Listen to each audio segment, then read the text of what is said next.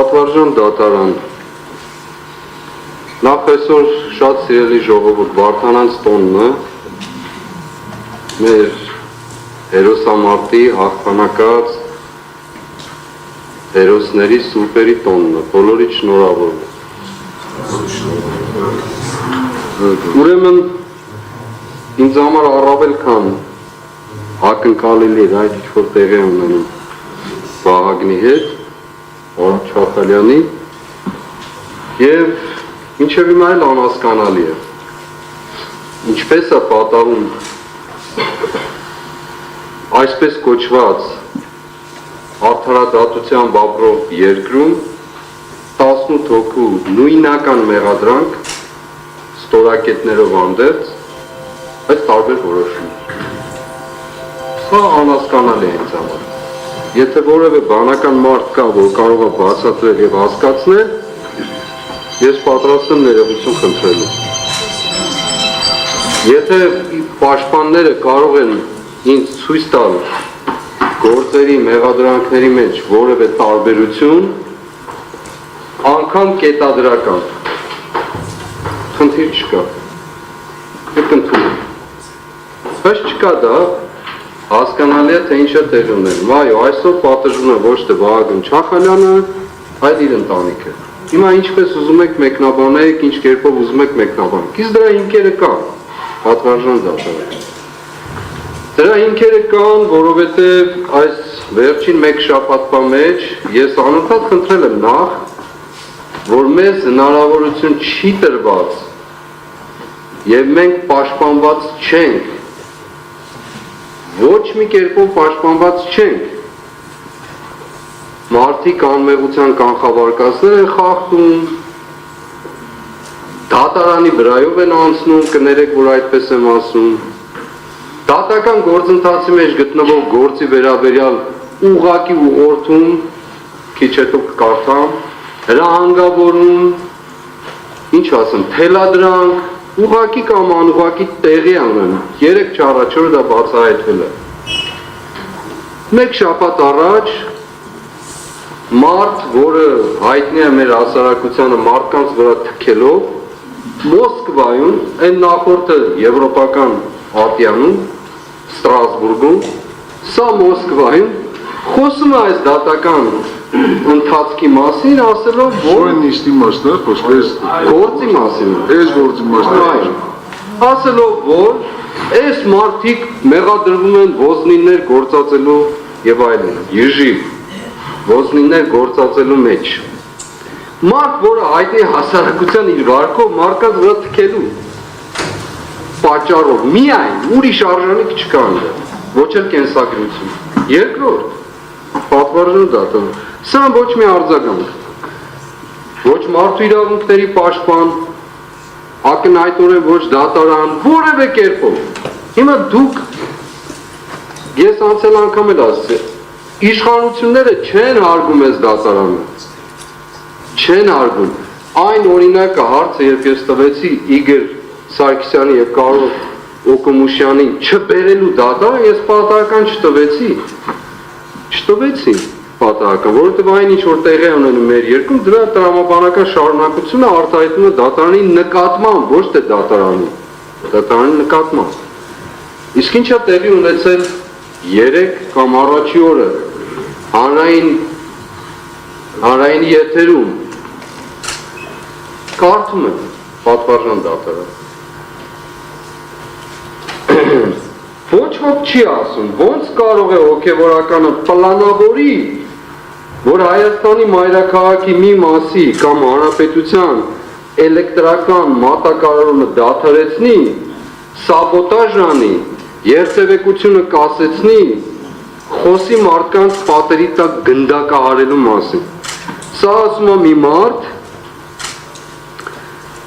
եւ դրանից առաջ, այո, ասում է, որ սա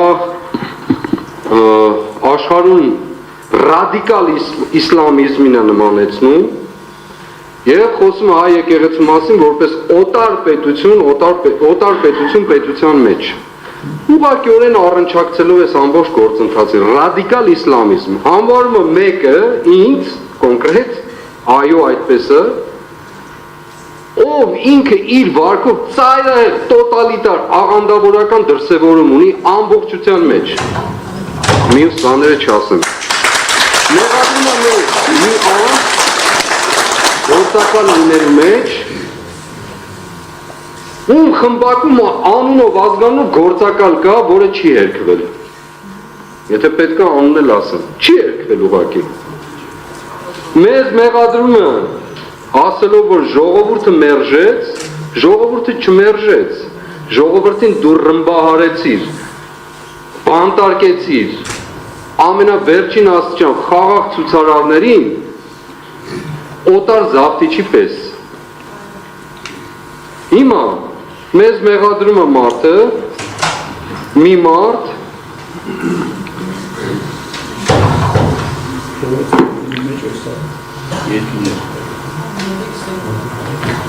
մի մարդ է մեզ մեղադրում, ով Արցախ է հանձնել, վաճառել,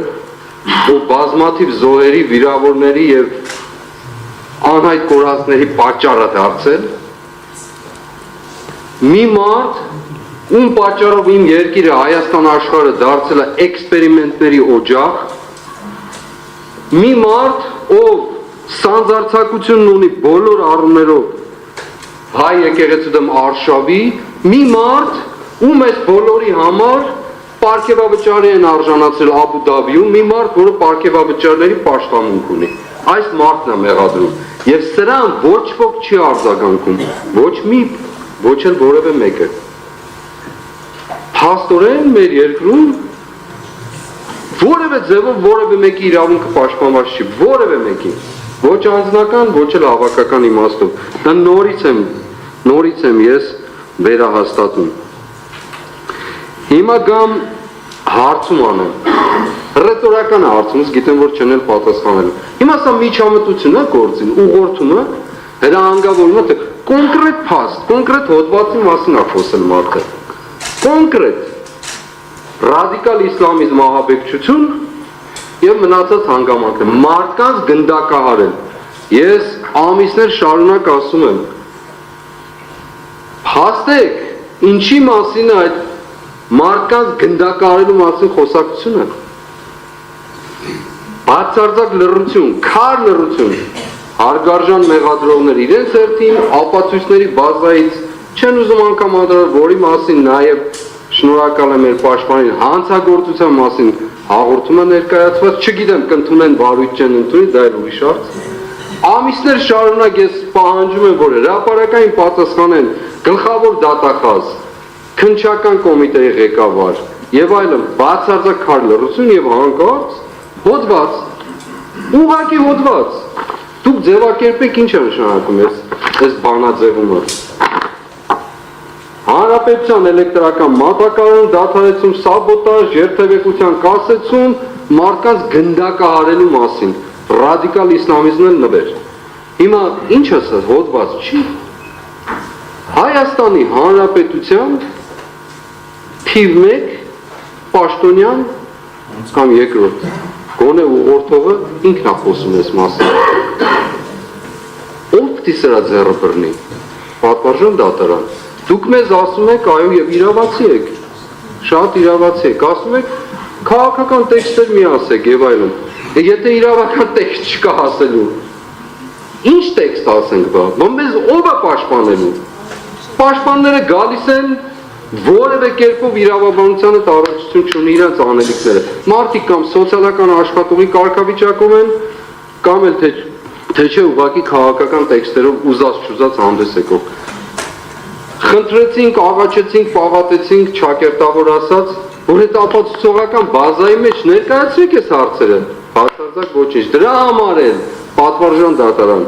Այն մեկը գնում է Ստրասբուրգում է խոսում, այն մյուսը գնում է Մոսկվայում է խոսում, ընդ որում հիբրիդային պատերազմի մեջ մեղադրող Մոսկվային խոսում, այն մյուսը հանրայինի եթերով ուղղակի հոդվածն է կարդում։ Հիմա դուք ուզում եք ինձ ասել, որ ուրիշ կերպ է լինելու։ Ես շատ մեծ տարակույս ունեմ եւ Վահագն Չախալյանի այս դեպքն էլ դրա վկայություններից մեկն է։ Իսկ ինչ մնում է քննչական կոմիտեի ղեկավարը։ Դուք չպատասխանեցիք իմ հարցերին, չես էլ պատասխանել, այո, նա այլով եմ խոսում։ Դրա փոխարեն Թրաֆիկինգի ենթարկվող քննիչներին ուղարկում ես մարկանց տները, մտավորական մարկանց տները, գնալու զենք զինամթերք փնտրելու։ Եվ այո, հանցագործություն ես անում, դրա պատասխանը պիտի տաս դու։ Եվ դու եւ քո մնացած բոլոր թրաֆիկինգի մեջ գտնվողները։